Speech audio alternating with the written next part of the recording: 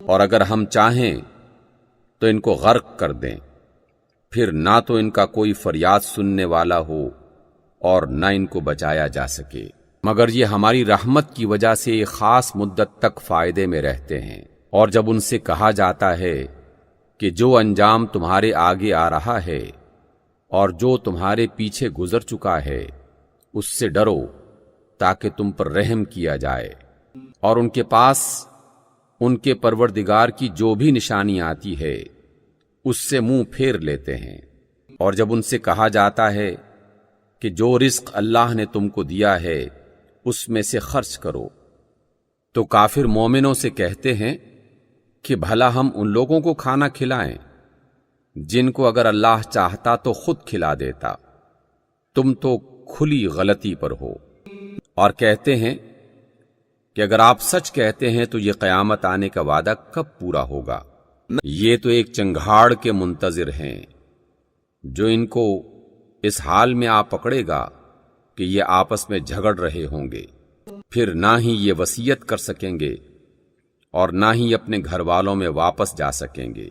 اور جس وقت سور پھونکا جائے گا تو یہ قبروں سے نکل کر اپنے پروردگار کی طرف دوڑ پڑیں گے، کہیں گے ارے ہمیں ہماری خوابگاہوں سے کس نے جگا کر اٹھا دیا؟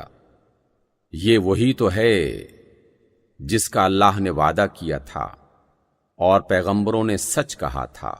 صرف ایک ہی زور کی آواز کا ہونا ہوگا کہ سب کے سب ہمارے روبرو کھڑے کر دیے جائیں گے۔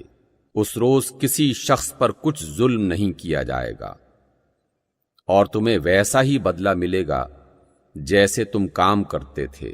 اہل جنت اس روز عیش و نشاط کے مزوں میں ہوں گے، وہ اور ان کی بیویاں سایوں میں مسندوں پر تکیے لگائے بیٹھے ہوں گے، وہاں ان کے لیے میوے اور جو وہ چاہیں گے موجود ہوگا۔ پروردگار مہربان کی طرف سے ان پر سلام کہا جائے گا، اور گناہگاروں آج چھٹ کر الگ ہو جاؤ۔ اے آدم کی اولاد، ہم نے تمہیں بتایا نہیں تھا کہ شیطان کو نہ پوجنا، وہ تمہارا کھلا دشمن ہے، اور یہ کہ میری ہی عبادت کرنا، یہی سیدھا رستہ ہے۔ اور اس نے تم میں سے بہت سی خلقت کو گمراہ کر دیا تھا، تو کیا تم سمجھتے نہیں تھے؟ یہی وہ جہنم ہے جس کی تمہیں خبر دی جاتی رہی۔